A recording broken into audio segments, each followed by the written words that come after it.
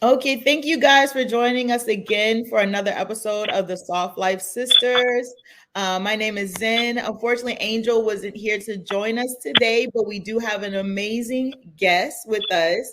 His name is Omar Bogan. He is a life strategist, author, and speaker. And we're so excited to have him with us today. Omar, how are you? Thank you so much for being a guest on our show.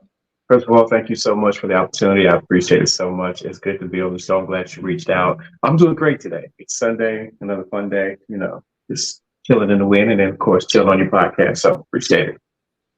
No, appreciate you. And I know we were able to talk before, just kind of getting an idea of how what you do actually adds into the podcast. So, Mhm. a little bit of a background, you begin talking a lot about dating and relationships and Mhm. how that looks for us as a different generation from before. Can you kind of elaborate a little bit more on that? Yeah, each generation has a different view of looking at it. I'm more or less like in between Gen X and then, old school, whatnot. Um, with now you have the influence of, hey, just kind of go with the flow or Netflix and chill types of stuff. But I mean, the dating parameters have changed a lot. But I don't think the standards have changed for women. So those, that really has actually made me kind of laugh a little bit because women still want the same thing. But I noticed that men have not been able to step up to the plate. But so I kind of wrote a book on it, a little bit, and want to get into really kind of getting a good understanding of, hey, ladies, you got a choice in this, so make the right choice. I love that. And I did want to go into kind of your book. You did the book called Dating with a Destination, which I think is an amazing title. Really kind of sums up what's the point in dating. And that's something as Soft Life women, we encourage women to actually look at each opportunity when you're dating as what is going to look like long term. So, can you kind of explain like the concept you had behind dating with destination and how that concept actually influenced you and the way you date now in this modern society? For me, I think what kind of like got it going, I had a best friend from high school, and we were talking about relationships, and he had been through 5 marriages actually. Oh And wow. yeah, he was military, so he had been through a lot of marriages. But we had talked a lot about relationships, and he said, "Man, you know a lot of stuff about relationships." I'm like, "Not really." He said, "No, you do, because every time I call you, it's a different layer of relationships." And so he's like, "You need to write a book." I was like, "Nah, that's okay." And I wasn't really pressed on writing a book. I mean, to me, it was just like, yeah, whatever. But I wouldn't say he tricked me in a way because he was just like, well, I don't think you could you got enough content. Do you think you can put out a book? So I kind of wrote the book a little bit on how I feel about dating, which was I think that, chivalry should not be dead, even though it's kind of dying out a little bit. But also I've learned that you do have, the different type of males out there. Like they say, you have the alpha, the beta, and all them other good men, sigmas, whatever. But then there has to be a rise of just masculine men who really know what to do. And unfortunately, we as men have not been taught to do and we do the right thing. And then women have not been taught how to look for what's right. So it kind of gave me a spill. I said, I got some material, so I wrote it. And he's like, well, why don't you put it together like a book form? For what? You know. And he was like, yeah, go ahead and put it. So I put it together like a book form, had somebody do it up because I wanted to see for myself. I said, okay, well, look at that. Okay, it came out pretty good. Okay, it's a nice little package. He said, why don't you put it on Amazon? Okay. So I put it on Amazon, but I didn't let nobody know.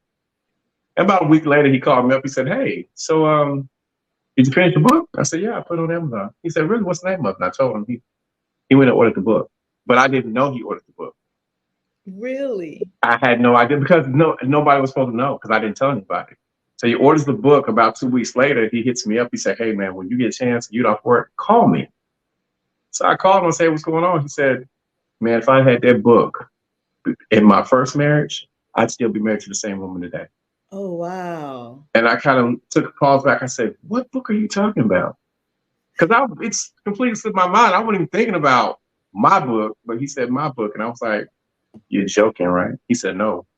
that book is life. Like you really need to look at, like, I don't think you really realize what kind of gems you was dropping in there.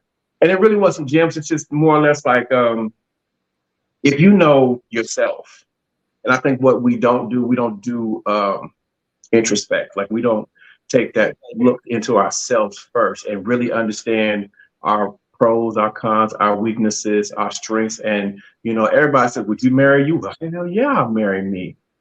Really? Would you marry you? Like if you knew everything that a person had to put up with, would you really marry you? And it made me do a check on me. And for me to do that check, I actually did a real deep dive into me. And I had to get rid of a lot of insecurities. And it kind of helped me when I was writing the book, because I had to go back and check myself on a lot of stuff. Like, are you doing what you're putting in this book? If you're not doing it, you don't need to write it. And I was like, you got a point there. So, and it's a battle. It's a battle, because I'm like, I want to put it in the book, but you ain't doing that. But I am doing it, not on a major scale. Gotcha. You're doing it just enough. Oh, okay. So, you have those battles, but yeah, it just kind of pushed me to be a better me. Even though I had already, I've already learned that it's a daily grind, because constant elevation requires expansion. So if you're not, if you're not evolving, you're not expanding as a person. So yeah, it's kind of how it happened. Yeah, I love that. That's powerful what you just said. But then also, I know for me, my soft life journey actually started almost 10 years ago. Mm-hmm. So do you feel like it was a journey to get to where you were, and a safe place to even begin to write the book? Oh, my journey started in 2011. So I could say that. I was in ministry and left ministry. Left ministry in 2011. And I started working on me. And when I started working on me, I started reading books on, my insecurities, things that I had to deal with growing up as a kid, because I realized that there was things, I think at the time I was knocking on 40 in 2011. And I was dealing with insecurities from a child. And I really, from my youth and things like that, and I had to really check myself. And so when I started really uncovering things in me, I began to spot things in other people. And one of the hardest things it has been for me is to date, because the more I uncovered in me, the more I saw in other people. So the BS I could read really, really quick. My only thing was I had that bleeding heart. I'm that romantic person. I believe in love. So I would give people chances longer than they should have had them. Yeah. And that's kind of what caught it. Yeah. But I had plenty of time to kind of like grow into writing a book. So from 2011 to probably, when I wrote the book in 2020, that was plenty of time for me to really do it, because I went on a journey where after 2014, I didn't date till 2018. So it was like 2018. Yeah, 2018 was when I started. 2019 really when I got into a serious relationship. And after that, I was like, oh, this isn't going to work. Oh, this isn't going to work. So, well, okay, this isn't going to work. And I had to be honest with myself. So you go through trials and tribulations, but when you do the work on you, it's easy to see the work that needs to be done in the person that you're choosing. Because if you don't choose that person from the right place, you'll pick them at the wrong time, and it'll cause you heartache and grief. You just keep dropping gems. That was beautiful as well. But the truth of the matter, I believe that is very important. Something that you said, you didn't date between 2014 2018. Mm-hmm. So I know also for myself, I chose about 3 or 4 years of celibacy just to really focus on me. And I was also able to mm-hmm. see what I liked and what I did not like mm-hmm. In the person I was choosing, based off of my own self-awareness. So I want to ask you, how important do you believe self-awareness is in dating and relationships? Self-awareness is key. It's one of the most powerful things I would say that you would need, because if you don't have knowledge of self, you don't have self-awareness, you can't be aware of, the things that are going to harm you mentally, emotionally, spiritually, financially, sexually, whatever you want to call it, because all those things can harm you. But if you're not aware of your weaknesses and what tends to pull you in, it can damage you. And a lot of people walk into relationships looking for someone else to heal them when they haven't healed themselves. And if you haven't healed yourself, it's easy for you to get hurt and add even more damage and take that to the next person. So you're just compiling, more on there. It's like compound interest by the time you get to the person that you really want to be with, because you like, this is the one and I'll do whatever for them. Cool. Can you undress all them layers of hurt that you got so we can get to the bottom of who you are? Absolutely. But yeah. Absolutely. Like that. I definitely agree with that. And then as far as someone getting or doing the work, getting to a place where they're comfortable, you know, to start dating, do you feel like it's easier to identify the red flags and not be overly critical of that other person, but be more understanding once you've kind of done a lot of the work? There's a difference between being understanding and critical. And I would say critical is like the I cannot do. And then, you know, you have the understanding for like, I can work with it a little bit. And it's easy to the point where you can see that. And when you can see what's critical for you, what you're like, okay, I ain't gonna put up that right there. I can't do it. And you stand on that, the standards actually cause you to change trajectory in the dating world, because now you're not vibrating the residue of nonsense. You're now vibrating the remnant of what is good for you.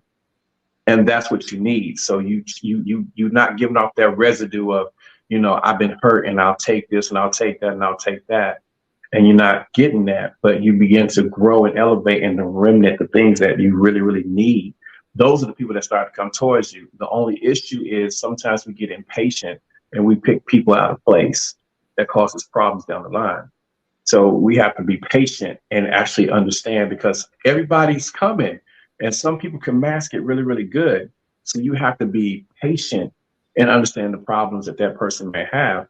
And you have to be able to be real with yourself and say, can I really, you know, can I really deal with this in a relationship, or can I not deal with a relationship? Absolutely. And kind of piggybacking off what you just said, going into our next question, how important do you believe communication is and playing and having a successful relationship? Communication is key. That's another key. Because if you don't have, you're going to have connection. You can have connection, which is purely physical, and y'all never have to talk. Y'all come in, do your thing, go about your business. But if you really care about the person, the connection is going to come. Then it's going to come communication. And then from the communication, you begin the comprehension process. But now you're comprehending the person. And then you're wondering if you're compatible. And like, oh, okay, well, I get that, or compatible. Okay. But then, you know, you got to make sure that you're compatible enough with the person that you don't become complacent. Because being complacent will cause chaos. Because I would say that one of the main issues that we have with divorces today, because they're always talking about women-initiated divorces, a woman continues to evolve, where men, they conquer. So when men conquer, we're kind of like set. We're like, okay, well, I got it now. Oh, I ain't got to worry about that. And a lot of men do that. But you got to remember, this woman evolves. So if you don't evolve with her, you're going to make her unhappy, because now you're not only stagnant, you're becoming an anchor in her growth. And then she meets somebody who is actually grown man, where she, you know, she ain't where she met you no more. She's evolved, full grown. And that's what comes, because you're not. And then the other thing is, you're not communicating with her to grow with her. You're not communicating and you're growing away from her. And that's what causes a lot of chaos in the relationship.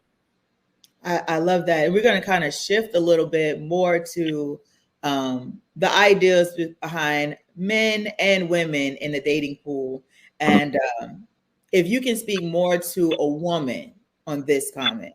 Okay. This question is, what advice would you give to someone who feels like they've been unsuccessful in love despite their best efforts? Self-check. Self-check in every area and continue to work on you. I'm not going to say don't take the dates, but be picky about your time and your energy. Because that person that's in your space has to respect your space. They have to respect your mind. They have to respect your heart. They got to respect your time. So, I mean, it might be hard out here for a woman to get a good dude, but trust me, we out here. It's just we're going to be far and few between. We ain't going to be in your regular spots. And then the other thing that I would say is choose your friends wisely. Yes. Because sometimes, and I heard this on a pod, and I heard this, I was listening on YouTube one day, and this person asked a question like, "Why is it so hard for the good women to find men?" And dude made a very, very valid point, and I was like, I stand on that with you. Sometimes we could be looking for the wife, but she's standing next to the hoe. So much that we can't see you. We don't know Yeah. who you are because your behavior is the same, your traits are the same, you're moving the same. So how we know that you're really a wife and not a knife? You see what I'm saying? Yeah. That's the main issue. Because if I'm not gonna be like, I ain't got X-ray vision, but like, oh, she got a good heart, got a good mind. That's the one right there. You dress like them, you move like them, you drink like them, you goofy like them.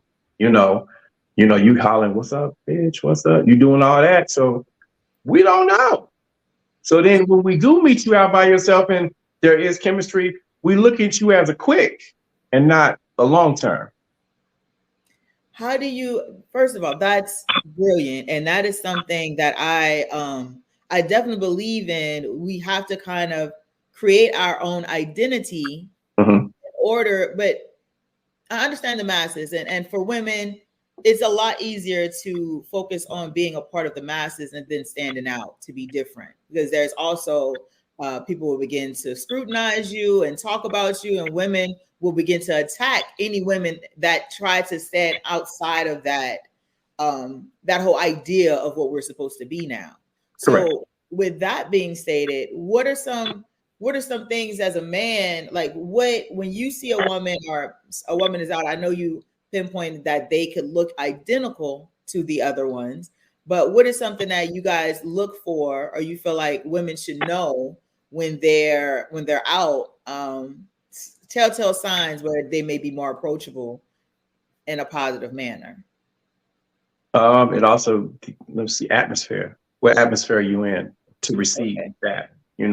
And then really in a conversation, are you listening to the herd talk, or are you an individual that have your own collective mind that actually has something to say with relevance? Because you got to remember, we're looking for value and worth. And if you don't have value and worth, we ain't got nothing to talk about. Because if we hear someone say, "All men ain't nothing, they all dogs," and one chick's like, well, that's kind of partly our fault, because we kind of allow the behavior. A man's gonna be like, "Wait a minute, hold on, wait a minute, she spoke differently. Wait a minute, hold up, who's that?" And that's what ends up happening, because we like the individuality. But also, guys, on the flip tip of that, if you're listening, that same individuality that you fall in love with is the same individuality you come to fear, because that individuality will not allow you to run her over, because she can stand on her own too. And most men are scared of women that are scared to step on their own too. Because if you have a chick that's in the herd mentality, it's easier to take her. It's like lions hunting in Africa. Yeah, they just hunt. And you notice they never they single one out, but but the main shock is the herd. Whoever the weakest link is, that's who we're going for.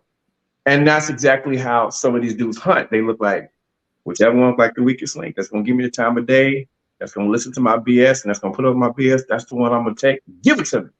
And that's the one they go after. And most women need to learn, when you listen to the story, listen for what you'll tolerate, listen for what you will celebrate.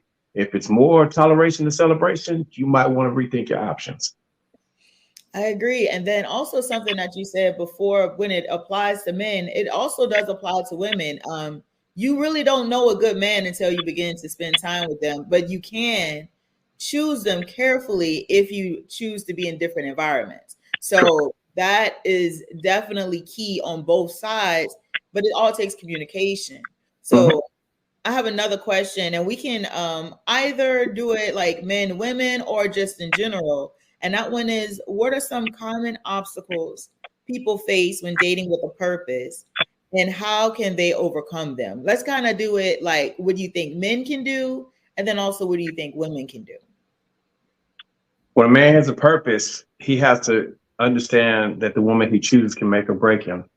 And so he has to look at, are you an asset or you're a liability to me? So he looks at spending.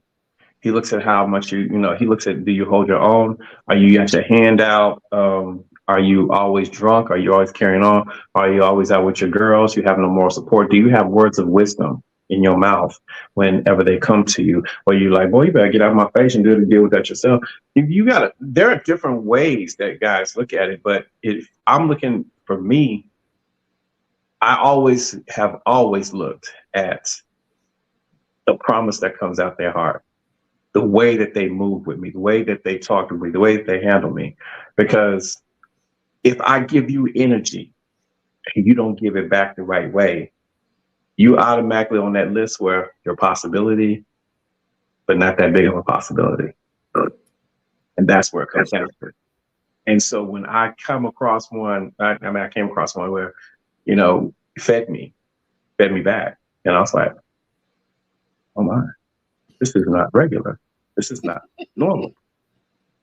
This ain't real, you know. And when you come across that type, you kind of get nervous as a dude because you're like, let me feel this one out. If a dude is not feeling that, let me slow pump the brakes on it, because you're not interested in the physical at this point. Now you're more interested in who is she, and why she got me thinking like this. And that's what it comes down to. For women, when you're looking at a man, if you have a purpose, you got to also remember that man can help you build, that man can help you be broken. And you've already been broken enough, so you definitely want one that can build. And you want somebody that can speak into your life, not just good morning text like, good morning, beautiful. How you doing, beautiful? What's up? How'd you sleep? Like you really care. You know, it's just more or less like, you know, can a man have enough gumption to learn you and know if you like poetry, if you like words of affirmation, if you like prayer quotes, if you like prayer verses, like, can you send her something that feeds her spirit when she wakes up in the morning? Besides good morning, she gets a million good mornings. Check the DMs, not even a text message. She gets a million of those. She gets a million swinging D's up in her DMs. I mean, women, no, they wake up one morning. Oh my God, is that a pic? That's the way they are. You know, they admit they don't understand. They like, is it like that for real? Yeah, it's like that for real. They've been having dudes at them since the age of 12, 13. What you expect? I mean, that's true. Soon as they can line up and they get a little form, dudes like, hey, yo, what's up? What's your name? That's what they get. So, you know, a woman has to, you know, purpose herself and know where she looks.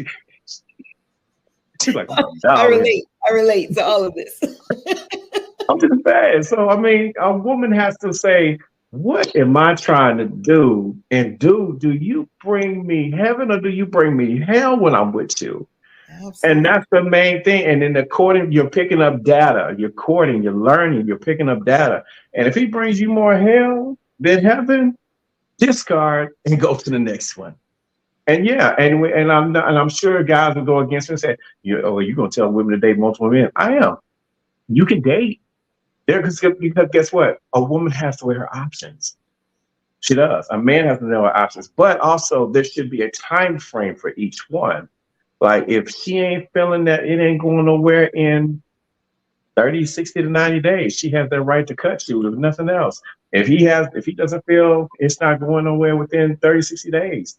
And I'm gonna say 30 to 60 because a man should really know within 60 days what he really wants to do with you.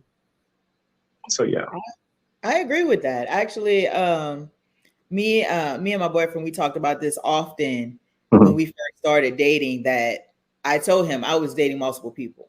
And I'm like, I'm dating multiple people. For me, I personally don't believe in sleeping with anyone until I'm in a relationship. So that way it keeps my mind clear on the reasons why I'm making choices and reason why I'm making decisions. But yeah, I was actively going on dates and getting to know at least 4 to 5 people. And within 30 to 60 days, someone stood up, you know, they kind of stood up to the plate. And I was like, this is the option that I want because this is the best option for me. Right. I know a lot of women will feel intimidated to kind of use that logic because, it's portrayed that there's not a lot of men out here. So if you get a good man or you get somebody, you need to hold on to him. You gotta know he's good first. The same way. They gotta know he's good first. Exactly. You know, exactly. And you have to gauge. I put to you like for women, I say, love yourself like you want to be loved. Because when you get that man, you're gonna have to teach him how to love you. And That's most true. women, I shouldn't have to teach him. He should already know. No, we don't. Yeah. Don't get me wrong, I do, but that's different. I've worked on me. I know how I want to be loved, so I give out the love that I want to give, which happens to match a lot of energy. But most men are not taught. Most women are taught monogamy, where most men are taught polygamy, That's true. and most men are taught to go chase, where most women are taught you're supposed to keep yourself. And they put themselves in a position where they're dating one man at a time for years on end, and that man knows she's a good chick. It's just something about her that makes him not want to pull the trigger. Yeah. Whereas you got, most men who are out here dating multiple women and dropping draws, of course. They doing what they want to do because they want to test the waters, and they do that. But you have to know what you really, really want. And most men, when they say, it depends too. If they are trying to hurry up and get in it, they have no intention of trying to be at you. Yeah. They have no intention. If they try, you got to look at baseball. You got some people, to bat to get a person on each base, and you got somebody that can bat some in, and then you got some people that try to bat the home run on the first try. And Yes. that's just the way it is. You have to catch them like that. And then you in football, same way. You got some guys 1st and 10. They're only trying to get a few yards. And then you got they want to get out there on the first play of the game. Man, I'm going to Let's show them. And they try to throw a touchdown and throw an interception. Somebody else catch it and run the ball back the other way because they don't even know how to play the game. So, it's different ways that, people need to look at it. If you really want to be happy, ladies, choose you. And when you choose you in a way that's going to make you happy, that's going to help you grow and be the best that you can be. I agree with that. And I know in the beginning of a lot of women with the soft life journey, creating healthy boundaries is something that a lot of people struggle with in the beginning. And I Mhm. think it comes from a place of, oh, I don't want to be selfish about this. I don't want to look at a situation a certain way. But you said something earlier about men, which I have found is extremely effective in trying to make your best decisions as a woman. Men Okay. look at women as either an asset or a liability. So if you can kind of like elaborate on that a little bit more, because I know that has definitely helped me be okay with, like I said, Mhm. when I'm dating multiple people and making the right decision, because men are going to do that for them, like normally, Mhm. automatically. You know what? Good example. A while back, long time ago, because I'm pretty sure somebody I know might be listening to this. Long time ago. um, I had met somebody and met another person around the same time. Both of them looked like great candidates. So I was like, I really don't want to date both of them, but I'm going to have to get to know them. Okay, cool. One just kind of like blew me away. The other one, she blew me away a little bit, but not that much. So I was like, okay, but the one that really didn't blow me away that much, that's the one I knew a little bit longer. Mm. So, as I was getting to know her, everything was flowing, everything was going. I was thinking everything was cool. I was like, okay, cool. And then of course, I met the other one. Then I met the other one that we started dating, going and learning the process. And then one night I said, I gotta make a decision because I really need to, because I'm really feeling them. But as far as assets, they both have given me that they're both, good candidates. So I just need a sign. Like I just need a simple sign. Just so happened one day, I was in the process of going out of town. And in my process of going out of town, um, one of them called me, the one that I had known for a minute. And they asked me, well, they said, you're ready to leave out of town. I was like, yeah. Okay, well, I'm a bit drunk and I want to know that if you can, give me something before you leave. And I'm looking like, I'm about to get on a plane, right? I got 30 minutes to get to. Are you kidding me right now? And why would you call me like that, right? Like right now? Like, what is wrong with you? Well, I'm just saying. You can do it. It's not a problem. I'm like, no. Like, what is wrong with you? I'm finna go on a business trip. Like, what are you doing? We're just talking to you get home. Okay, I'll talk to you till you get home. So I'm talking to them till they get home. And then when they get to the house, they were talking and it was like, so I said, well, okay, we at home. I'm finna get off the phone. Well, what do you mean you finna get off the phone? Why you finna get off the phone now? gotta go through the line. I need to. No, so I stepped out the line. Oh wow. Because this person was clowning. And see, my thing is, okay, I'm trying to make sure that you good before I get off the phone with you. That's the part where you say you try to go the extra mile. Go the Right. extra mile. So I'm going the extra mile with her. And look, you know, can we look? I mean, what's the problem? You act like you're scared of me. You can't handle me or something. I mean, I know you can't handle what I'm. And the mouth just starts going. I'm like, what? I said, well, why don't you go sleep before you really say something you might not want to? Yeah. No, I can handle it. I want the smoke. I want all the smoke. I said, no, you don't want the smoke because I don't bring smoke. I bring fire, and it has napalm, so it's gonna burn for a while. I don't think you want this. No. You know what? I tell you what. I do what I want to do. I said, look, do you need anything else, nigga? I don't need nothing from you. FUMF and hung up the phone. At that point, I said, block, and block. I blocked on everything. And I said that, and I was like, thank you for helping me make my decision because that is not the one. And then the other one I ended up talking to, and that one became the better pick because as we began to talk and whatnot, I was like, oh, okay, this is the better pick. You know, okay, cool. You know, and that was a great one. But you have women who can talk themselves out of a relationship, an engagement, and a marriage because you would find up until a certain point. Right. But then your mouth overloaded your worth, and that person's like, I don't need this in my life. No, I agree with that. That is the epitome of be somebody's piece, be peaceful, like, but also have an understanding.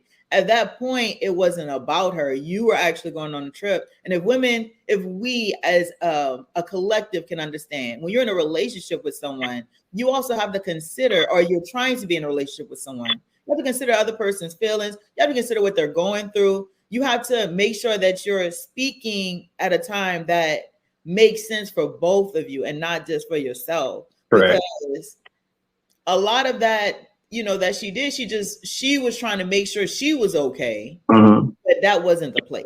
Correct. And that wasn't the time. Correct. So I think it's very important for women to understand, and men also, that that selfishness is not going to help when you get into a certain place in a relationship. But that's the part of doing the work that we need to, that I feel like has to be stressed so that you're okay with yourself. So you're not asking someone else to make you okay, to create that atmosphere for you to be okay. Correct.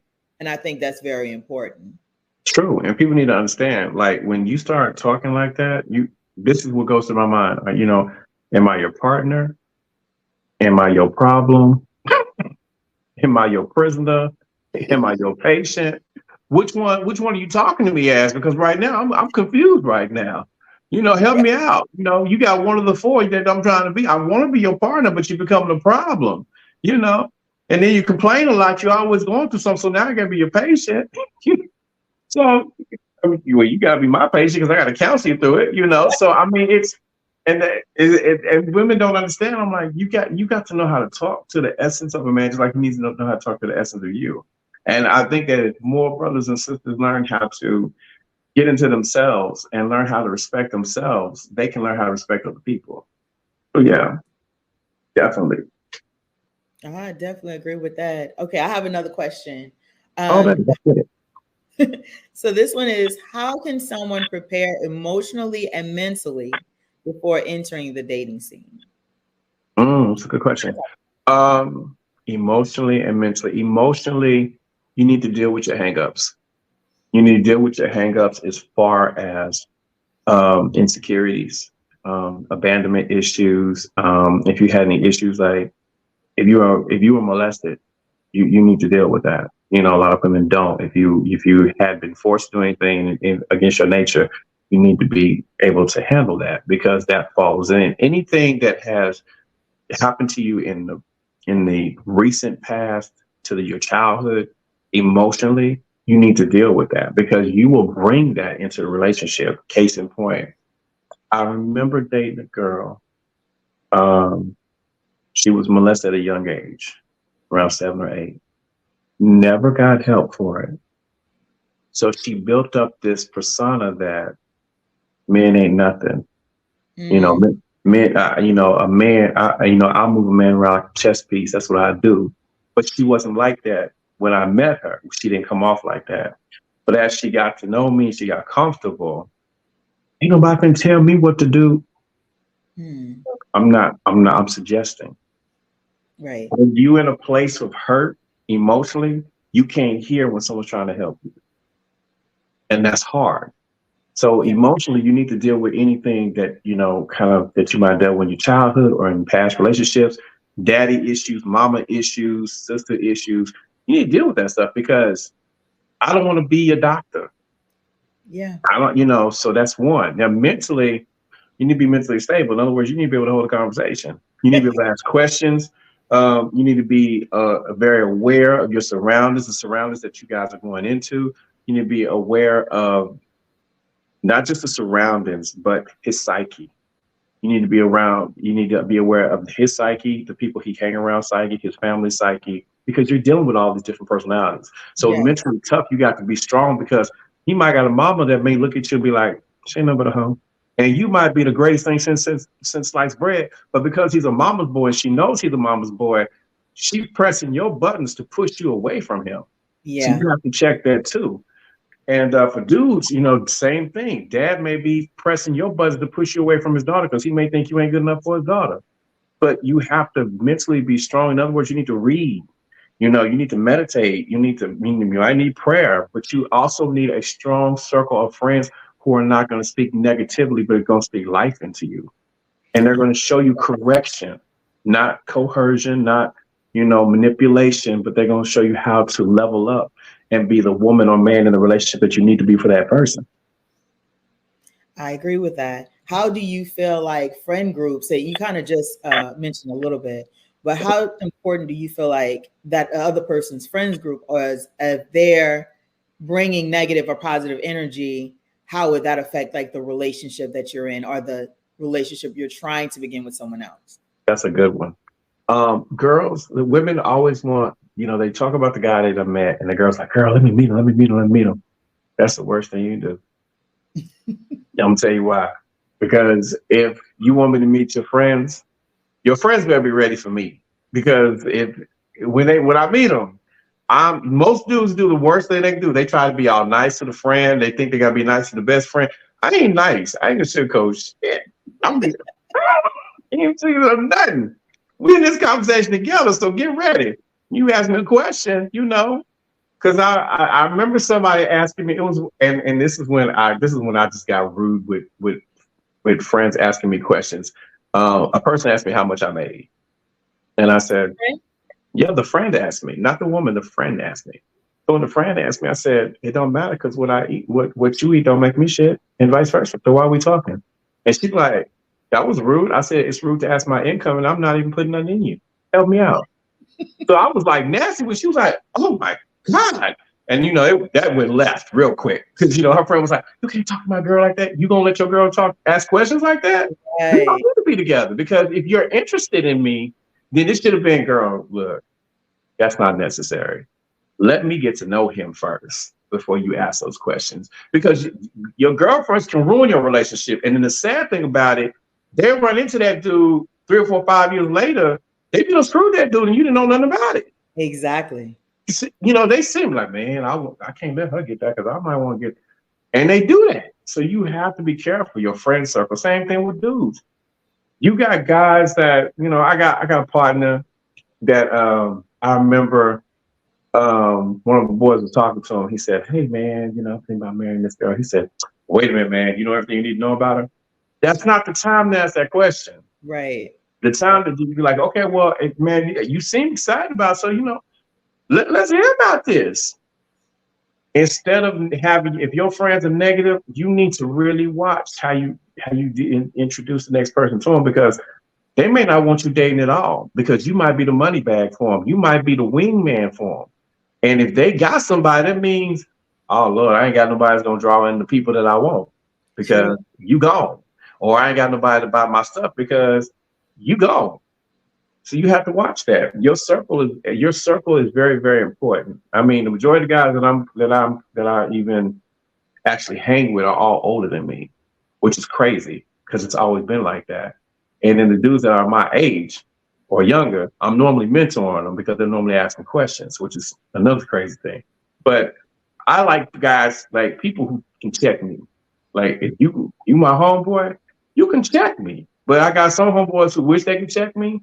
And I look at them and be like, dude, you've been married 20 some years and you can't get your wife to go to church. You know, and they be looking at me, that's rude. No, it's true. How you gonna say anything in my life and you can't handle yours? You know what I'm saying? So, you know, you gotta be very clear about what you desire to have as far as friends, and know that your friends got you 100%.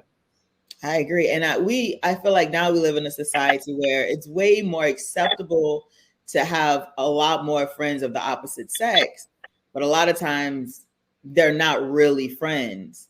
So how does that, again, in trying to get into a healthy relationship, how do you feel like that also plays out? Let me tell you, the last relationship I was in,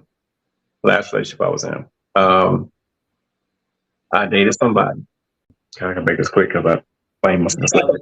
Yeah, playing later. Sorry to the viewers. Hey, duty calls. But what ended up happening was she actually was in the church and she was messing with a dude in church. Had been messing around for 3.5 years. Up under everybody's nose. Nobody knew. Nobody had a clue. And so she didn't want to take me to church.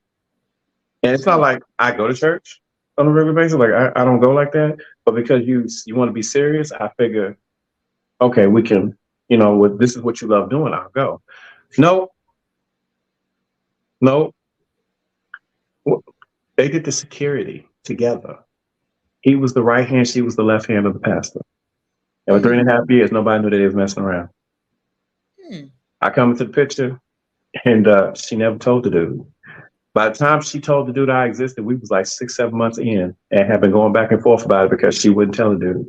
Oh, wow. So when you start talking about friends, oh, this is my friend, you don't understand. If y'all had sex, y'all ain't friends. Exactly. And if you're a male friend and he's been a male friend for years, before you get in a serious relationship, you might want to check if that dude, you might want to do a litmus test and just say, hey, look, I'm really in the mood and I trust you. You want to get it in and see what he do. Because if he say, oh yeah, I'm down, I got you, then you know he was there for a long haul to get the long. And women, no, he would never, not my friend. And then they get them phone calls because I be laughing at them phone calls when I watch them on video. Like, oh, what? Girl, I'll slide through real quick. Wait a minute, what are you talking about? We friends. I would never. Then why'd you call? This was my friend. Right. Oh, dudes friend women that they can't get, and women need to stop friend zoning dudes. If you are not interested in the guy, do not friend zone them. Same thing, dudes. If you're not interested in a woman, do not friend zone her. Just look, I know you're attracted to me. This can never be. We're associates. I see you from a distance. But as far as calling me every day and whatnot, this ain't gonna work because when I get somebody, it's gonna be a problem. Yeah, that's the truth. And I don't want to hold you long. And I appreciate all of your time. We have just one more question, and I'll give more information on where we can find your book after that. But the last question is just, can you provide some tips for maintaining a healthy relationship over time? Oh yeah, definitely. Date night on a regular basis, card games, constant maintenance, like once a month, get away from your area. You can do staycations, but get away from your area, get out the city for once, you know, and then, you know, do some dates and stuff and do something fun together. Intimacy builds the more time you spend together. So have those heart-to-heart talks. And, you know, when you get away to have those weekends, ask the right questions. Like, you know, is there anything that I can do to enhance the relationship? You know, can we have an honest talk? You know, because if your man loves you, he's going to have an honest talk with you. He's going to have no problem opening and you know, getting deep with you. And that's what you want. But to build, you got to consistently, you got to be persistent in the talks. Through all the bullshit, through all the hell, through all the high water, you have got to be persistent through the talks. And you have to be real with yourself as well as being real with that person. Because if you want a relationship that's going to last for 6 months, you might as well not even try to open up, because you already know it's going to be a flame. But if you really want it, set the precedent, say, hey, look, I believe in talking and having, real good dialogue so that we can grow as a couple. And then, like I said before, elevation requires expansion. So if you want to elevate with this person, you both have to expand as people and actually have what I call the love language shared experiences. The more shared experiences, the more powerful the relationship will become. That's amazing. That's amazing. Omar, thank you so much for taking time out of your day to come on the podcast. Again, people, you can actually find his book, Dating with a Destination, on Amazon. We appreciate you here. I know the women that are listening really appreciate your advice. Thank you so much. And again, it's just been a pleasure speaking with you today.